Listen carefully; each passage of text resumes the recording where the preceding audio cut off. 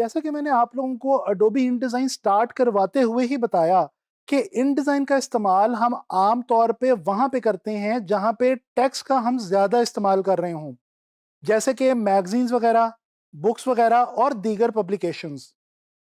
इस लेसन के अंदर मैं आप लोगों को यही बताने वाला हूँ कि अडोबी InDesign के अंदर हम टेक्स्ट को किस तरह से मॉडिफ़ाई करते हैं, टेक्स्ट फ्रेम्स किस तरह से क्रिएट करते हैं, किस तरह से उनको मॉडिफ़ाई करते हैं और इसके अलावा टेक्स्ट फॉर्मेटिंग के हवाले से हमारे पास अडोबी InDesign में कौन-सी ऑप्शंस और कौन से फीचर्स मौजूद हैं। तो चलें अडोबी InDesign की तरफ चलते हैं और एक्सप्लोर करते हैं टेक्स्ट को हम किस तरह से क्रिएट करेंगे और एडिट करेंगे अडोबी InDesign में। अच्छा जी, यहाँ पे हमारे पास ये टूल बार के अंदर अवेलेबल है टाइप टूल और इसको जैसे ही हम सेलेक्ट करते हैं तो आप देख सकते हैं कि हमारे पास प्रॉपर्टी बार में ऊपर टेक्स्ट के हवाले से डिफरेंट ऑप्शंस जो हैं वो आ जाती हैं। अच्छा, टाइप टूल जो है ये थोड़ा सा इलस्ट्रेटर से मैंने आपको पहले भी शायद बताया था कि इसमें हल्का सा फ़र्क ये है कि यहाँ पे सिंगल क्लिक करके हम टाइप नहीं कर सकते। हमें करना क्या होता है InDesign में टाइप करने के लिए, टेक्स्ट लिखने के लिए टेक्स्ट फ्रेम क्रिएट करना होता है। टेक्स्ट फ्रेम क्रिएट करने के लिए हम इस तरह से ड्रैग करेंगे, ये हमारा टेक्स्ट फ्रेम जो है ये क्रिएट हो गया।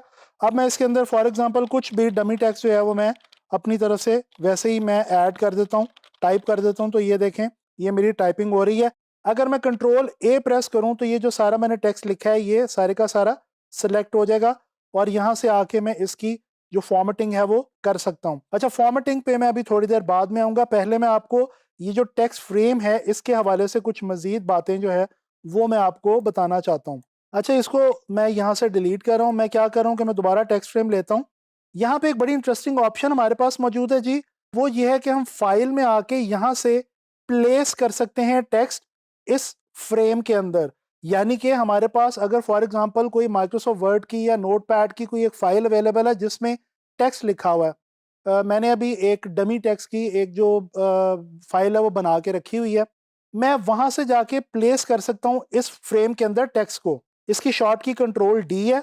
अब ये किस तरह से होगा, यहाँ पे आके मैं क्लिक करूंगा, ये मेरी फाइल है माइक्रोसॉफ्ट वर्ड की और मैं ओपन करूंगा तो हमारे पास यहाँ पे ये देखें हमारे फ्रेम के अंदर, टेक्स्ट फ्रेम के अंदर वो जो टेक्स्ट वहां पे मौजूद है वो यहाँ पे आ गया। अच्छा, लेकिन अगर हम गौर करें तो यहाँ पे ये रेड कलर का आइकॉन नजर आ रहा है। दैट मीन्स कि ये इलस्ट्रेटर में भी हम लोगों ने ये चीज स्टडी की थी कि इसका मतलब है कि हमारा टेक्स्ट जो है वो ओवरफ्लो हो रहा है।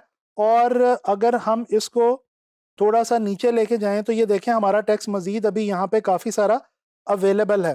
ठीक है जी, इसको मैं किस तरह से कर सकता हूँ, अगर मैं इस टेक्स्ट को पिक करना चाहूँ तो मैं सिंपली सिलेक्शन टूल से आके इस रेड आइकॉन के ऊपर क्लिक करूंगा। जैसे मैं क्लिक करूंगा तो ये देखें जो आगे का टेक्स्ट है वो मेरे पास यहाँ पे अवेलेबल हो जाएगा। और अगर अब मैं एक मजीद फ्रेम ड्रॉ करता हूँ तो ये देखें मजीद वो जो टेक्स्ट है वो मेरे पास यहाँ पे आ गया। अच्छा, अभी भी मेरा जो टेक्स्ट है वो फ्लो हो रहा है क्योंकि टेक्स्ट मेरे पास वहां पे उस फाइल में काफी ज्यादा था, लिहाजा ये अभी भी जो है वो ओवरफ्लोइंग है। खैर, ये कोई टेंशन वाली बात नहीं है, ये तो मैंने आपको सिर्फ समझाने के लिए अभी बताया था। अच्छा जी, अब हम एक और काम भी कर सकते हैं और वो ये कि हम सिंपली टाइप टूल सेलेक्ट करें और डायरेक्टली कंट्रोल डी प्रेस करके या फाइल में से प्लेस के ऊपर चले जाएं और यहाँ पे आके ओपन कर लें। अब हुआ क्या दोस्तों, अभी हमने फ्रेम नहीं बनाया और हमारा जो टेक्स्ट है जो उस फाइल से हमने पिक किया वो हमारे पास हमारे टाइप टूल में आ गया। अब अगर यहाँ पे आके मैं इस तरह से क्लिक करता हूं तो ये देखें ये पूरी मेरी फाइल के ऊपर मेरा टेक्स्ट जो है वो आ गया और आप देख सकते हैं अभी भी ये ओवरफ्लो कर रहा है। अच्छा, मैं क्या करता हूं, मैं दोबारा उसी तरह से कंट्रोल डी करूंगा, प्रेस करूंगा, यहाँ से मैं जो टेक्स्ट है उसको सिलेक्ट कर लूंगा।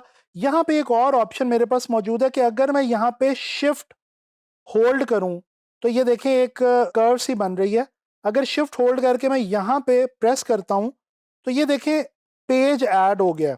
यानी कि ये क्या हुआ है, अगर मैं यहाँ पे पेज मैनेजर से जाके आपको दिखाऊं तो ये देखें एक पेज InDesign ने ऐड कर दिया है। यानी कि जितना भी टेक्स्ट वहां से मैंने पिक किया था वो जितने भी पेजेस पे यहाँ पे आके पूरा हुआ उसने यहाँ पे लाके मेरे पास उसको प्लेस कर दिया। तो ये इस तरह से हम अपना जो टेक्स्ट है उसको पूरा जो है वो यहाँ से लेके आ सकते हैं और उसको देख सकते हैं। ठीक है जी, मैं इसको दोबारा डिलीट कर रहा हूँ और मैं वापस आ रहा हूँ टाइप टूल पे, कंट्रोल डी प्रेस कर रहा हूँ और यहाँ से मैं टेक्स्ट जो है ये सिलेक्ट कर रहा हूँ और अपनी मर्जी से यहाँ पे मैं इसको क्रिएट कर सकता हूँ।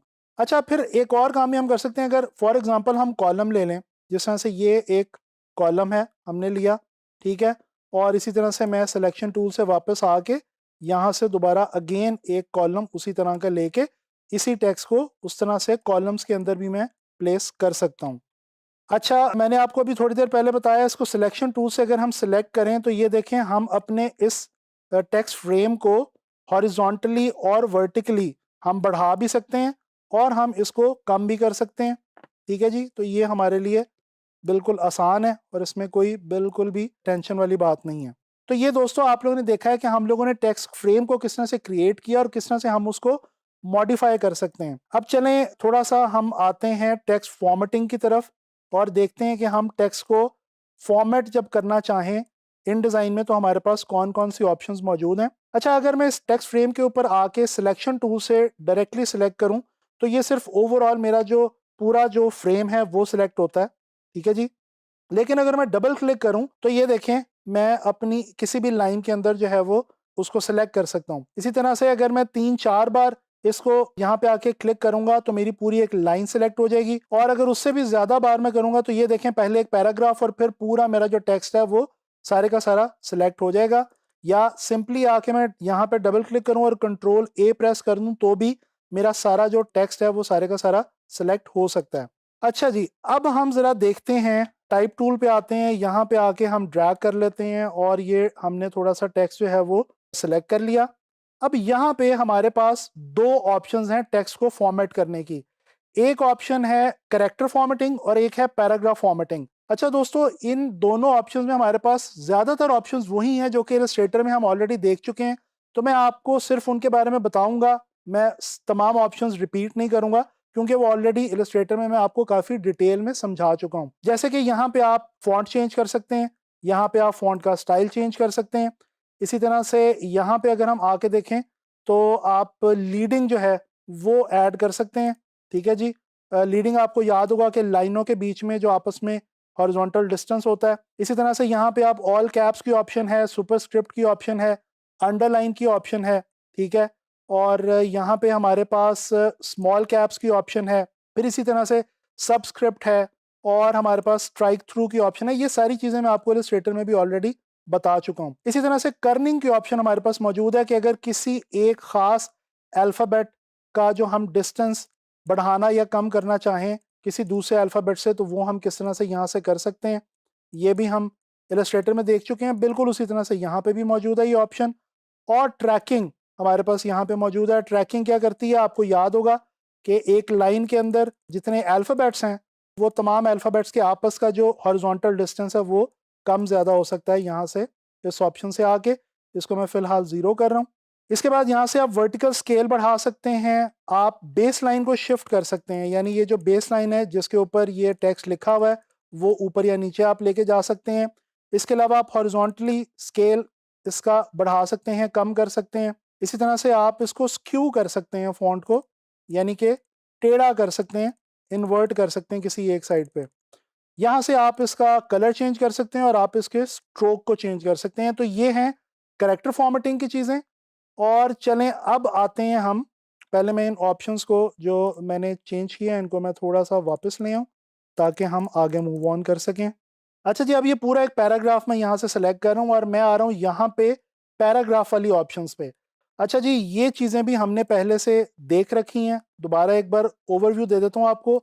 अलाइन लेफ्ट, अलाइन सेंटर, उसके अलावा अलाइन राइट, राइट साइड पे अलाइन हो जाएगा। फिर ये एक इसमें इंपॉर्टेंट चीज़ है अलाइन टूवर्ड्स स्पाइन, यानी कि लेफ्ट साइड पे अगर मेरे इस पेज की इन डिज़ाइन में स्पाइन आ रही है, क्योंकि ये एक ही पेज है और आमतौर पे इंग्लिश जो है वो लेफ्ट साइड से शुरू होती है तो इसलिए इसकी स्पाइन भी लेफ्ट साइड पे आ रही होगी। दोस्तों स्पाइन क्या होती है, जब हम बुक को ऐसे ओपन करते हैं तो वो जो बीच में एक लाइन होती है, ज्वाइनिंग पॉइंट होता है जिसकी मदद से दोनों साइडों के पेजेस आपस में जुड़े होते हैं, उसको हम स्पाइन का नाम देते हैं।